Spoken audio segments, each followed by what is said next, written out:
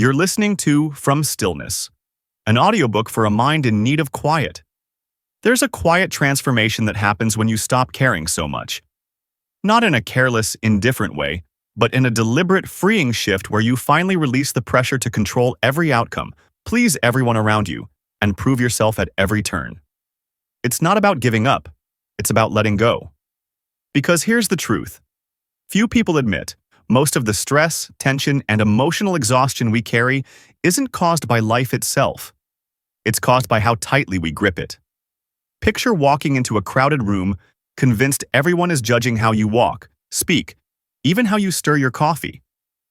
That inner pressure turns an ordinary moment into a performance. But then imagine stepping into the same room without that weight, no internal commentary, no need to impress, just presence. Suddenly, the tension melts. Conversations flow. You're simply being. And in that ease, people connect with you more naturally. This isn't magic, it's detachment. The subtle art of caring less about controlling everything and more about showing up fully. When you stop micromanaging life, it has space to breathe. The paradox is powerful. The less you grip, the more things fall into place. In a world obsessed with more effort, more success, more control, what if the real breakthrough comes from less? Less tension, less resistance, less obsession. Letting go isn't weakness. It's alignment. And it might just be the most powerful thing you ever do. Most of what weighs you down isn't the event, the person, or the problem. It's the emotional weight you attach to it. We tend to believe that caring more is the same as being responsible, committed, or engaged. But there's a fine line between caring and clinging, and the difference can shape your entire experience of life. Think about the last time you were overwhelmed. Chances are, it wasn't because something objectively massive happened, it was because you cared too much about how it might look, what others might think, or whether it would all work out perfectly. That pressure wasn't created by the situation. It was created by you. Letting go doesn't mean shutting down. It means loosening the emotional grip that turns ordinary moments into sources of anxiety. When you care just a little less, when you remove the weight of expectation, you create space for clarity, presence, and genuine connection. This isn't about apathy, it's about trust. Trusting that not every problem needs your full emotional investment. Trusting that you don't need to overanalyze, overperform, or overthink your way through life. The irony is, the less pressure you put on life, the more naturally it begins to flow. Opportunities arise, conversations deepen, and the things you once chased start moving toward you. Not because you stopped caring, but because you stopped gripping so tightly. Freedom begins the moment you stop making everything so heavy. We often confuse attachment with care. The more we care about something, the tighter we hold onto it, as if gripping it hard enough will keep it from slipping away. But the truth is, the tighter we cling, the more things tend to unravel. It's like trying to hold sand in your hand. An open palm lets it rest gently. But close your fist, and it starts pouring through your fingers. That's what attachment does. It turns presence into pressure. It replaces flow with fear. We attach ourselves to outcomes, people, roles, and expectations. We try to control conversations, timelines, even how others perceive us. But control is almost always an illusion. Life isn't built to be tightly managed. It's meant to be lived. Attachment creates anxiety because it ties our sense of peace to things we can't fully command. A job interview, a partner's opinion, a social interaction. The more invested we are in getting it just right, the more we suffer when it doesn't go to plan. But when we loosen our grip, when we remain committed but not consumed, we start to feel something unexpected, lightness, freedom, a quiet sort of confidence that comes from trusting ourselves and the process, even when outcomes are uncertain. Letting go of attachment doesn't mean caring less. It means caring more wisely. It's a shift from force to trust, from needing things to go a certain way to allowing them to unfold. The less we cling, the more life can surprise us. It's not just what you do that shapes your life, it's the energy behind it. Whether we realize it or not, the world responds to our inner state. Desperation pushes things away, ease draws them in. Think about it. When someone comes on too strong, over-explaining, over-promising, overreaching, it doesn't feel good. There's tension in their words, urgency in their tone. It creates pressure. But when someone is calm, grounded, and unbothered by needing a specific outcome, they become magnetic. People want to be around them, listen to them, work with them. Not because they're trying hard, but because they're not. This same dynamic applies in every area of life, relationships, careers, creativity. Desperation repels because it signals scarcity. It tells the world, I need this to go a certain way or I'll fall apart. That energy feels heavy, even when unspoken. But ease signals confidence, trust, self-respect. It says, I'm okay either way. And that's powerful. The irony? When you stop trying to force life, life begins to meet you halfway. When you're no longer chasing approval, opportunities flow more freely. When you stop needing to impress, you become more impressive. It's not about pretending not to care. It's about genuinely relaxing your grip. You attract what you reflect. Desperation creates resistance. Ease creates resonance. And sometimes the most effective thing you can do isn't to push harder, but to soften your presence.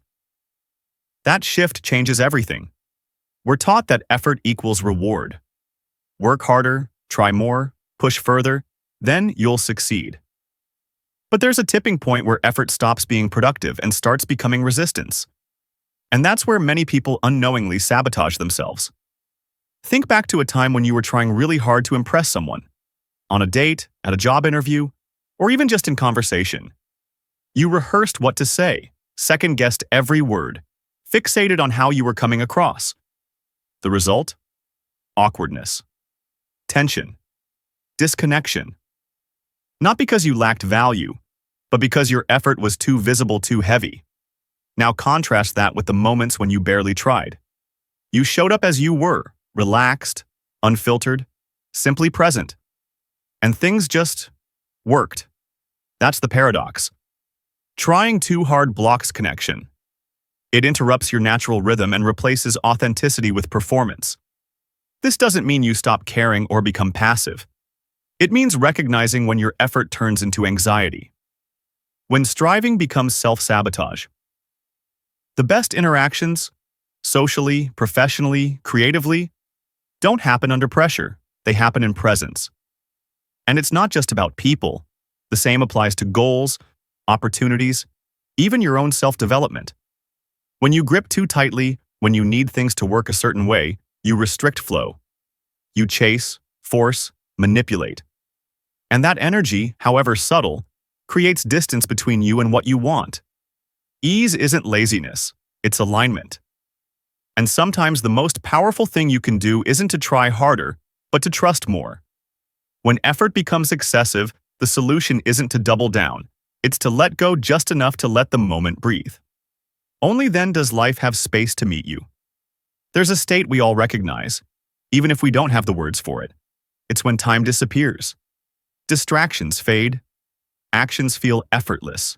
You're not thinking, you're doing. That's flow. And it's often when your best work, deepest conversations, or most meaningful breakthroughs happen.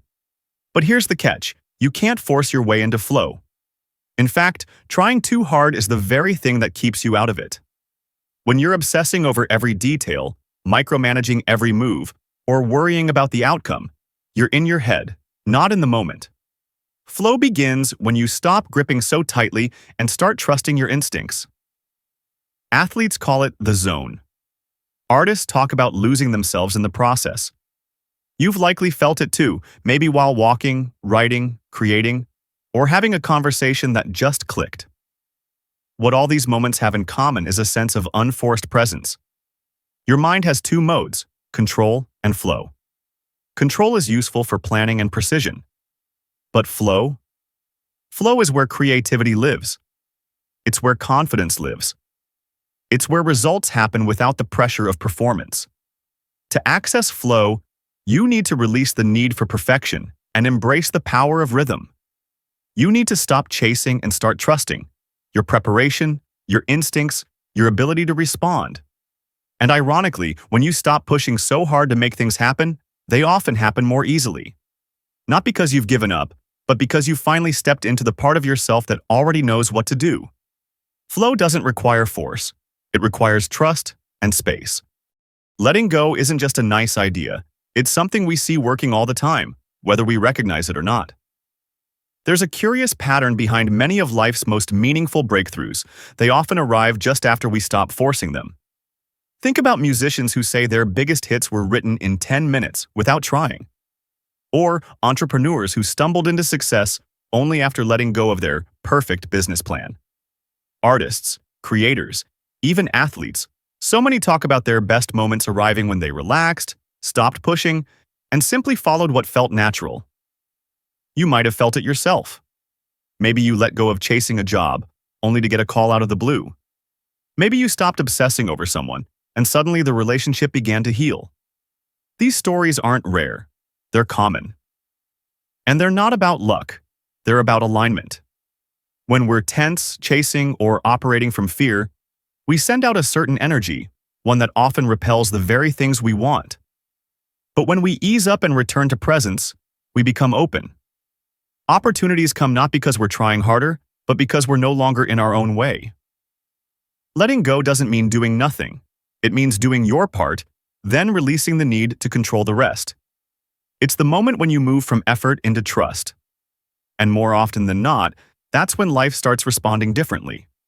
Success, it turns out, isn't always about intensity. Sometimes it's about timing, trust, and the courage to step back. We grow up believing that control is safety, that the tighter we hold onto our careers, relationships, emotions, or reputation, the more stable life becomes. But there's a cost to that mindset, and it's often our peace, clarity, and sense of freedom. The truth is, control is a comforting illusion.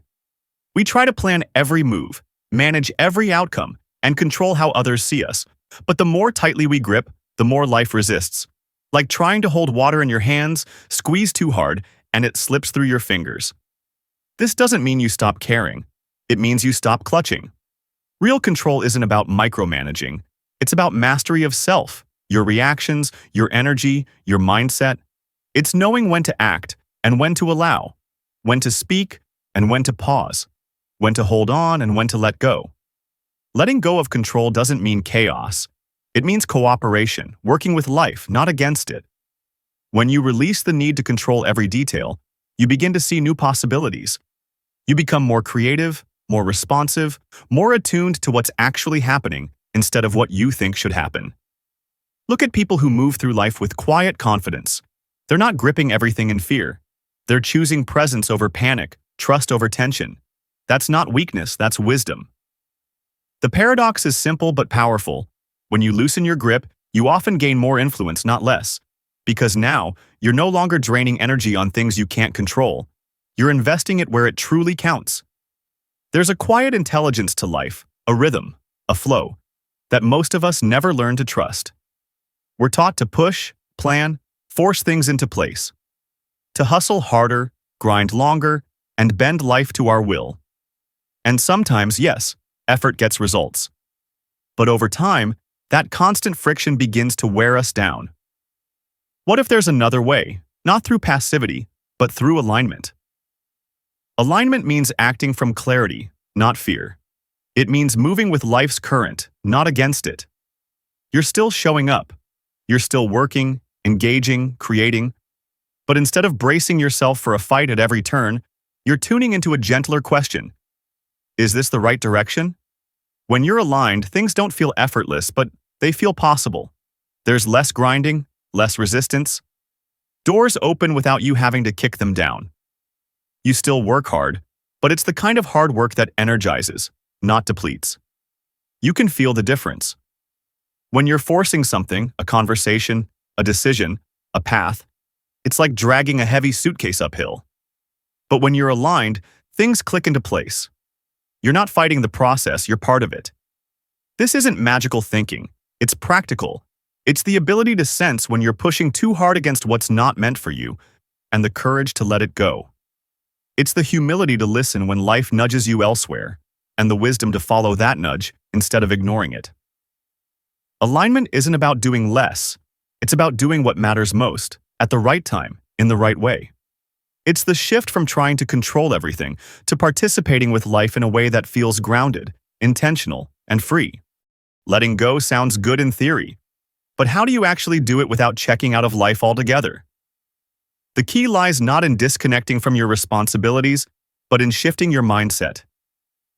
It's not about caring less, it's about caring differently, and doing so in a way that supports your peace rather than erodes it. First, stop treating every situation like it's life or death. Most of what feels urgent today, the awkward email, the delayed reply, the mistake you made last week, likely won't matter a year from now. So take a breath. Zoom out. When you reduce the emotional weight of everyday experiences, you respond from a place of calm rather than crisis. Second, start trusting that what's meant for you doesn't need to be forced. Show up, do the work, be open, but don't strangle the outcome with neediness. The right opportunities, relationships, and ideas arrive more easily when you're not gripping so tightly. Third, learn to see uncertainty as a doorway, not a threat. The future isn't meant to be fully predicted. It's meant to be shaped, one step at a time. When you stop obsessing over control, you create space for the unexpected, which is often where the magic happens. Fourth, stop trying to convince people. Whether in personal or professional life, desperation for approval weakens your voice. When you no longer need others to validate your worth, you show up with quiet confidence and, ironically, you become more compelling. Finally, focus your energy on what you can control: your reactions, your choices, your daily rhythm. This is where true power lives. The less you chase, the more you create space for the right things to find you. Letting go isn't giving up. It's stepping aside so life can meet you halfway. Life becomes lighter not when we abandon responsibility, but when we stop trying to control the uncontrollable. Most of the stress we carry doesn't come from reality. It comes from our desperate attempts to force, fix, and prove. Letting go, then, isn't about indifference. It's about trust. We've been conditioned to believe that gripping harder gets results, that obsessing ensures success. But the truth is often the opposite. The more you chase, the more life resists. The more pressure you apply, the more the moment stiffens. When you loosen your grip, when you care deeply but without clinging, you make space for better things to arrive. This doesn't mean becoming passive. It means acting from a place of calm alignment rather than frantic control. It means choosing clarity over chaos, trust over tension. It means showing up, doing your part, then allowing the outcome to unfold without needing to squeeze it into your version of perfection. When you shift from obsession to alignment, you stop living in reaction and start living by design. You choose your energy wisely.